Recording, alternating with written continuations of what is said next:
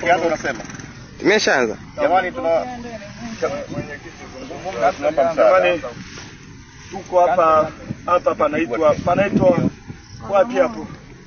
Bagamoyo. Bagamoyo eti. Pande. Tuko hapa Mpande, Bagamoyo, maeneo ya Ununio. Tumepigiwa kule Ununio. Tulipigwa sana na polisi. Walipomaliza kutupiga wakatupeleka Ambweni kituo cha polisi.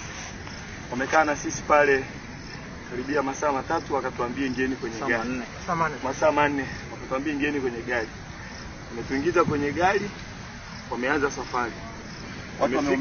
Watu wameumizwa. Tumefika hapo wametushusha hapo. Wakatuambia endelee na mambo yenu. Kwa hiyo tupo hapa tunaomba msaada. Watu wameumiwa kama mnavyoona, hata mimi wamenivunja, huyu mzee amevunja kono, dada hapa hawezi kutembea, wamepiga hata mwanamke hawezi kutembea. Kisa tu ni kuhudhuria mahakamani, kuhudhuria kwenye kesi ya mwenyekiti wetu, na hakuna fujo yote tumefanya. Tumeenda tu tunaambiwa ingia kwenye gari. Tunaomba msaada. Tuko Bagamoyo hapa Mpande. Asanteni, tunawashukuru sana. Tunaomba msaada wenu jamani. Asanteni sana.